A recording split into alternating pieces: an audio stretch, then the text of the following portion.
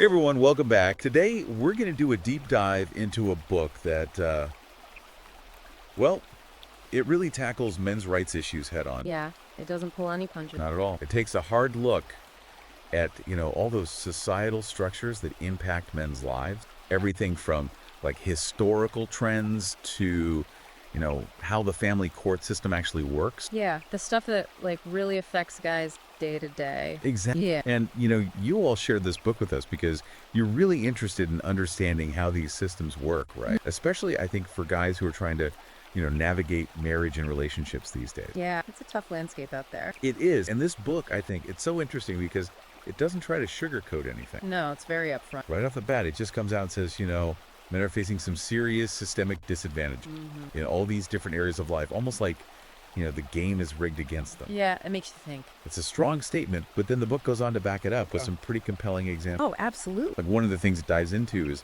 how custody cases are decided. Right. And how it often seems like mothers are favored, regardless of how involved the father is. Yeah, that's a big one. And it doesn't just stop there. It even gets into like the financial strain that men often face with things like, alimony and child support payments.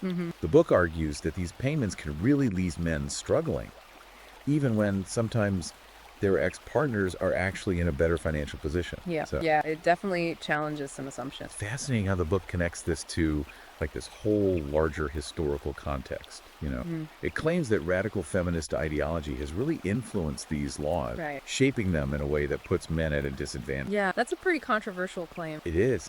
And it goes even further. It even critiques the way domestic violence laws are applied, arguing that they often lean towards women's accounts and potentially overlook male victims. Yeah, that's a tough one to talk about. It is, but it's so important to have these conversations. Absolutely. So, we're already getting into some deep stuff here. Yeah, this book doesn't shy away from anything. What I find really interesting is how it ties this legal aspect to like a broader cultural trend. It argues that there's this societal bias against men who claim to be victims of violence. Right. And it's often rooted in these stereotypes about masculinity. Like men are supposed to be tough and stoic. Exact. And that can make it really difficult for them to come forward and say, hey, I'm actually the one being hurt here. Absolutely. Okay, so this is where it gets really interesting for me. Okay, I'm all ears. The book dives into the education system, and it makes this pretty bold claim that policies influenced by feminism are actually putting boys at a disadvantage. It's a big one. What really stood out to you in this section? One of the things that really hit me was how it analyzes the rise in ADHD diagnoses and expulsions among boys. It suggests that the way schools are structured now, with all the emphasis on being quiet and sitting still, Right. it might actually be unintentionally pathologizing typical male behavior. Yeah, like, are we punishing boys for just being boys? Exactly. And the book also argues that schools often suppress things like traditionally male interests Right. and their strengths, which can lead to boys feeling, disengaged and struggling academically. Totally. If you don't feel like what you're good at is valued, it's hard to stay motivated. And then there's this whole toxic masculinity discussion. Oh, yeah. The book really throws a curveball here. For sure. It argues that this whole concept is often used as a way to, control men, Yeah. not actually empower them. That's a really thought-provoking take. What are your thoughts on that? I think the book highlights this double bind that a lot of men face these days. They're criticized if they don't embody those traditional masculine traits, Right. but then they're also condemned if they do display them. It's like they're damned if they do, damned if they don't. Exactly. And the book argues that this leaves men feeling trapped, unsure of how to, navigate the current social climate. Yeah, it's a confusing time for a lot of guys. It is. And the book argues that this feeling extends to, the financial realm as well. Oh, yeah. It dives into how men might be systematically disadvantaged Yeah. by the tax and welfare systems, Okay. citing statistics that claim that men contribute a disproportionate amount in taxes compared to the benefits they actually receive. Wow. And it brings up this whole thing called the marriage penalty. Marriage penalty. That's this idea that men are financially penalized for being the primary earners in their families. Interesting. Which again ties back to the book's main argument that the system as it stands now is biased against men in all sorts of ways. That's a pretty powerful statement. It is, and we're just getting started. Okay, what else is coming up? Well, now the book is going to dive into one of its most powerful sections. It analyzes what it calls emotional terrorism. Emotional terrorism. Yeah, and it suggests that this is a tactic that's actually being used to manipulate and control men. Okay, now I'm really curious. The book uses some, like, really stark examples. Men facing false accusations, losing custody of their children, even experiencing social and professional ruin. Wow. Based on unverified claims. It's pretty intense. It sounds like it. And what's really interesting is how it connects this to, like, a broader strategy of eroding male power and influence, you know? Okay. It talks about the decline of those traditional male support networks. Like what kind of network? Things like, you know, men's groups or social clubs. Right. How feminist ideology might have actually contributed to this. Like men are losing those spaces where they could connect with each other. Exactly. And it even goes as far as talking about the impact of feminism on, like, traditionally male-dominated spaces like the military. Wow, so it's pretty wide-reaching. It is. It's making this bold claim that there's a deliberate effort to, you know, weaken male bonds and erode those traditional masculine values. This book definitely doesn't hold back. It doesn't. Yeah. But it's not just about pointing out problems. It also offers solutions. That's good. Strategies for men to, like, navigate these challenges and reclaim their power. I'm interested to hear about those. What are some of the key takeaways you got from that part of the book?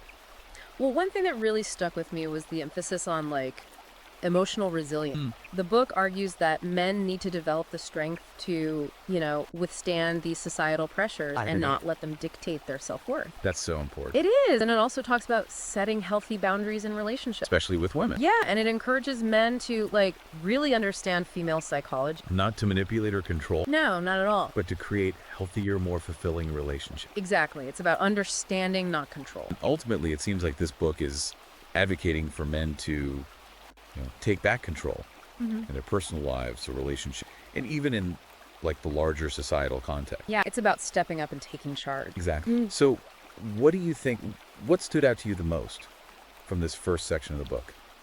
I think for me, it's how the book connects those individual experiences to, like, this larger societal framework. It helps you see how these seemingly isolated incidents might actually reflect, like, broader trends and power dynamics. It's like seeing the world through a new lens. Exactly. I totally agree. It's eye-opening to consider how all these different issues might be connected in ways we haven't thought about before. Absolutely. It's a real paradigm shift. It is, and that's exactly what we're aiming for here on the deep dive, you know. To get people thinking differently. Help you understand the world around you in a deeper, more nuanced way. Yeah, to question the narrative. But before we move on to the next section, there's another fascinating layer to this book that I think you'll find really, really interesting. Okay, what's that? It delves into evolutionary Oh, wow. and how it might explain some of the, you know, the differences between men and women. That's a big topic. It is. Are you ready to explore that side of things? Absolutely. Let's dive in. Welcome back now. Getting into the evolutionary psychology aspect, one of the things this book really emphasizes is that men and women, though equal in value and deserving of respect, have distinct biological and psychological differences, Yeah. shaped by, like, millions of years of evolution. You know, that section really got me thinking. The book argues that these differences aren't just social concepts. You know, they're, like, deeply rooted in our biology, and they've played a crucial role in the survival of our species. Yeah. Like, we're wired differently, and those differences have, like, real-world consequences for how we interact with each other Right. and navigate society. For sure. It's pretty fascinating. Yeah, and it's not about saying one is better than the other or anything like that. All right. But understanding these innate drives can help us make sense of some of the patterns we see Yeah. in relationships and in society as a whole. Totally. It's like the book is saying, hey, let's take off the rose-colored glasses for a minute Yeah. and look at relationships from a more realistic perspective, Yeah. acknowledging the biological and psychological underpinnings. Exactly. And this leads into one of the more controversial topics the book explores. Okay. Have you ever heard of the term hypergamy? I had, but the book really broke it down in a way that made it click for me.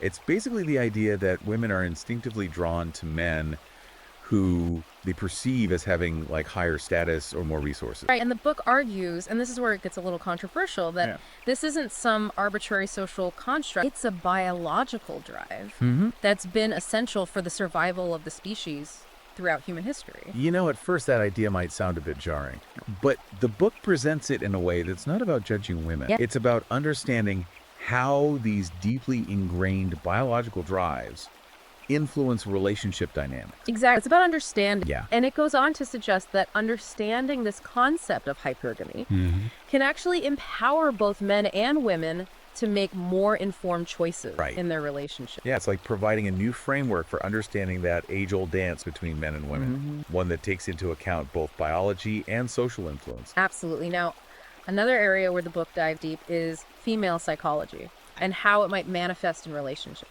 This section was really eye-opening. The book goes into the emotional and psychological differences between men and women, again, using that evolutionary psychology lens, to explain why women might be more emotionally expressive and sensitive to emotional cues. Right. It even touches on the role of hormones, Yeah. like estrogen and oxytocin, and how they can influence women's moods, behaviors, and relationship patterns. It's like the book is saying, look, men and women aren't from different planets, Right. but we do operate on slightly different wavelengths emotionally. And recognizing these differences can help us build stronger, more harmonious relationships. Absolutely. And the book offers some practical advice for men on how to navigate those emotional differences. It's not about trying to change women or anything like that or put them in a box. It's about developing empathy and understanding. And ultimately, it's about recognizing that emotional intelligence isn't just about being in touch with your own feelings. Yeah. It's about understanding the other person's emotional landscape as well. Which is a skill that can benefit everyone regardless of gender. Okay, so we've talked about some of the challenges and complexities of relationships. But the book also takes a broader look at how societal structures impact men's lives.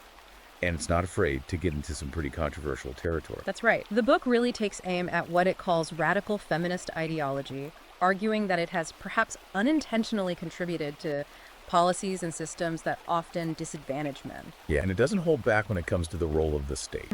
It paints a pretty critical picture, Yeah. arguing that government institutions and policies can sometimes work against men's interests. One area it really focuses on is the welfare system.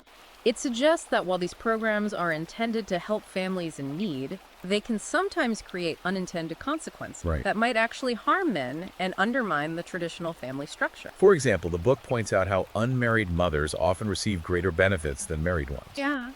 And it suggests that this dynamic might disincentivize marriage and discourage father involvement. Which was probably not the intention of these programs initially. Right. It's a thought-provoking argument. The book also highlights the financial burden that men often shoulder through taxes, suggesting that they might disproportionately contribute to funding these programs while receiving fewer direct benefits. It even goes as far as comparing this situation to paying for your own funeral. Wow, that's a pretty stark image. It is. But it's important to note that the book does back up its claims with statistics and real-life examples. And one of the most interesting points the book makes is how it connects the welfare system to the perceived decline of fatherhood. It suggests that by inadvertently incentivizing single motherhood, the state may be pushing fathers out of the family unit. And according to the book, this could have ripple effects on children, potentially leading to a range of issues. Now, it's important to remember that the book isn't just about pointing fingers or placing blame. Right. It's about understanding these complex systems and advocating for solutions. What were some of the solutions it proposed regarding the welfare system? But the book suggests reforming the welfare system to remove those unintended disincentives and create a more equitable playing field for fathers. It also advocates for shared parenting laws and policies that explicitly recognize the importance of fathers in children's lives. So it's about shifting the focus from individual rights to the well-being of the family as a whole. Exactly. Now, the book's critique of state influence extends to the legal system as well, particularly family courts.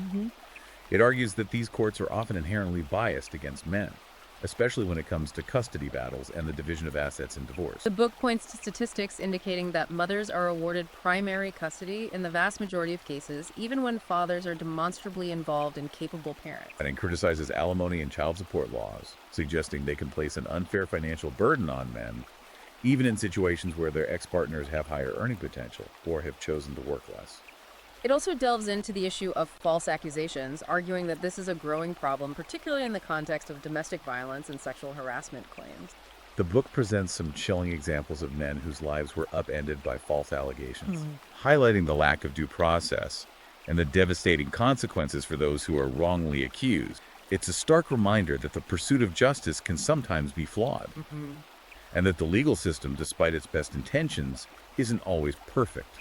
And the book takes this a step further, arguing that radical feminist ideology may have actually influenced the legal system, Right. leading to policies and practices that are inherently biased against men. It's a bold claim, but the book backs it up with legal precedents and real-life stories. One of the examples it cites is the Duluth model, a widely used approach to domestic violence that the book claims assumes men are always the aggressors and women are always the victims. Right. The book argues that this model, while well-intentioned, overlooks the reality of female on male violence and creates a system where men are often presumed guilty without sufficient evidence.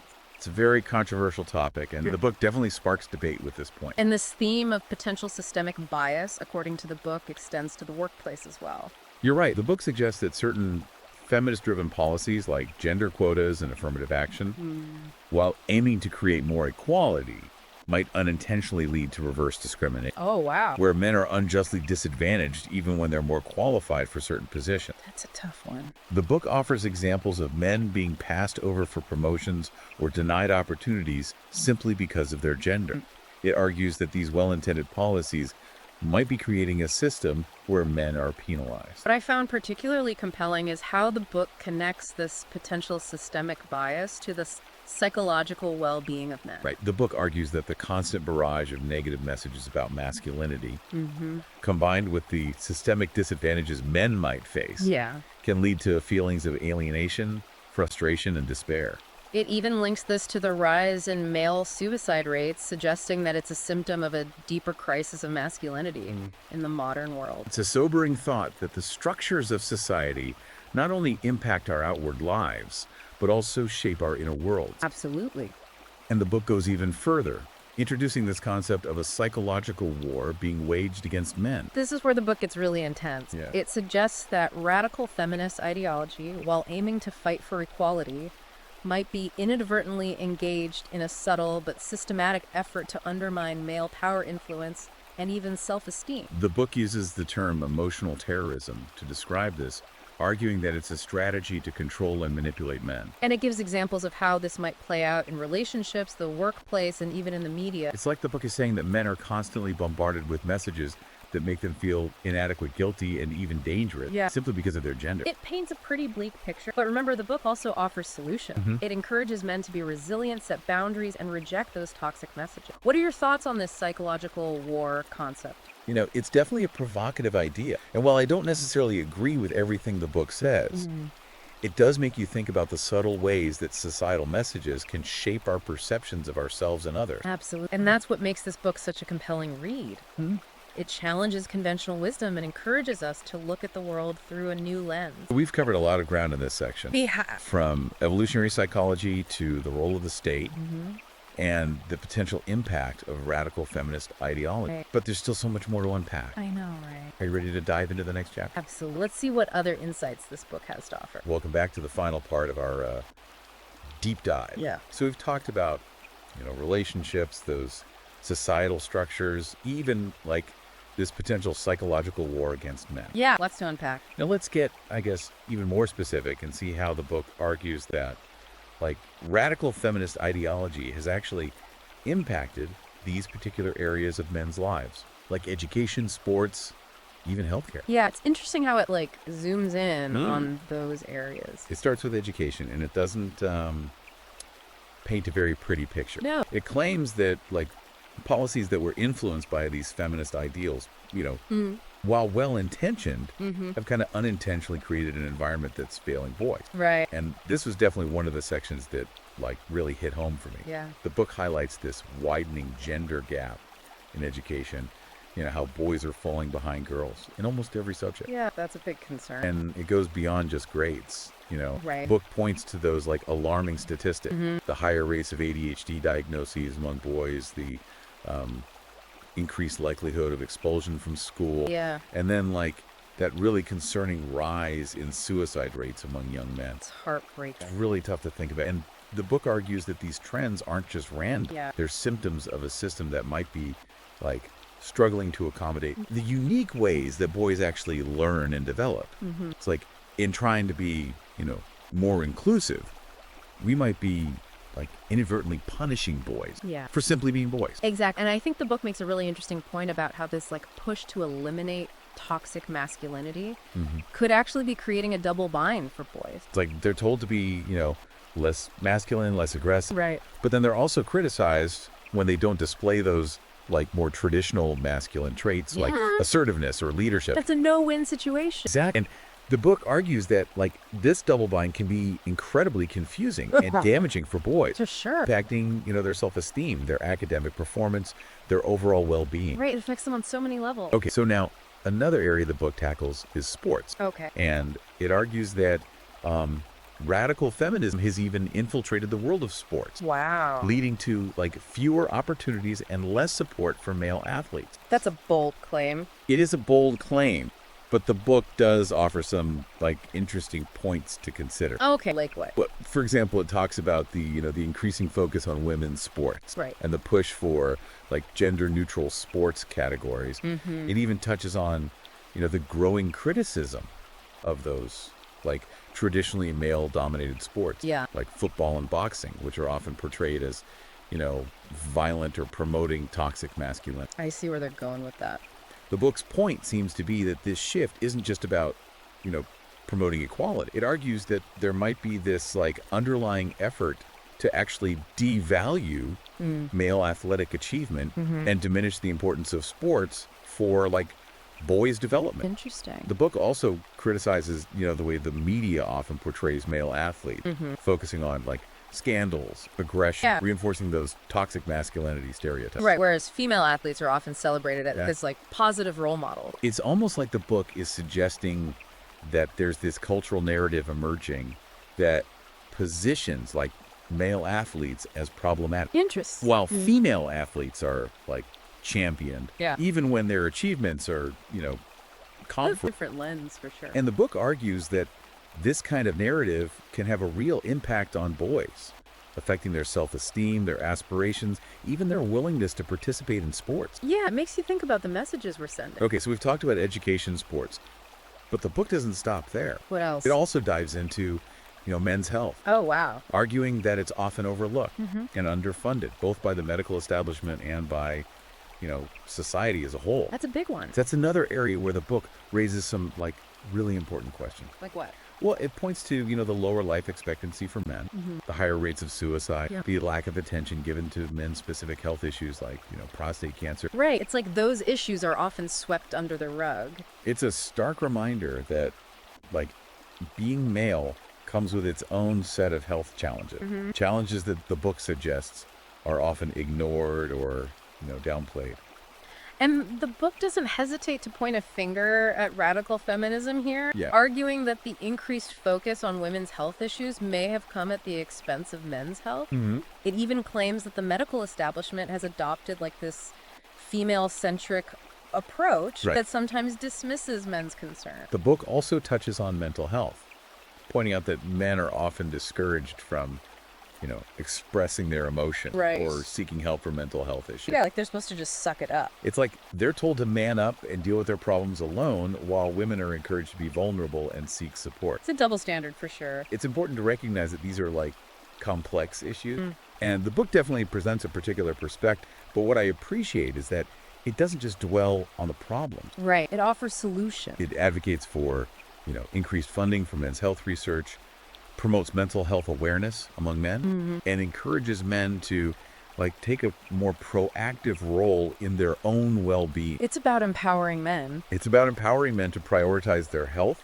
both physical and mental. So we've explored a lot of ground with this book. We have. It's been a journey. It's challenged conventional wisdom, raised some, tough questions, sparked some intense debate. But at its core, I think what this book is really about is, like, reclaiming masculinity. Not the, toxic, aggressive version that's often criticized, Right. but, like, this strong, resilient, life-affirming masculinity. Yeah. It's grounded in traditional values, purpose, and a sense of self-worth. It's about finding that balance. It encourages men to, like, reject those negative messages that they're constantly bombarded with and embrace their unique strengths and contributions to society. Absolutely. It's about celebrating what it means to be a man. It's about men stepping up, taking responsibility for their lives, their families, their communities, and building a future where they can actually thrive. I love that message. And I think it's important to, reiterate that this book isn't about hating women or,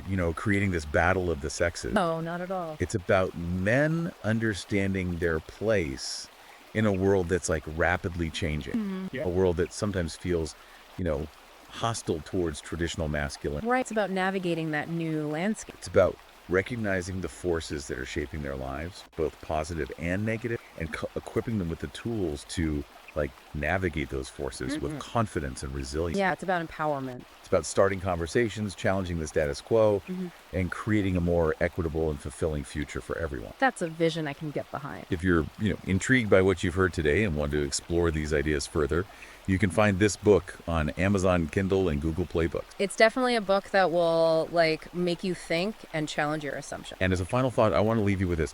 If this book is right, and there's this deliberate, even if unintentional effort to undermine traditional masculinity, what might the long-term consequences be for, society as a whole? That's something to ponder. Until next time, keep those minds open, those questions coming. We'll be back with another deep dive soon.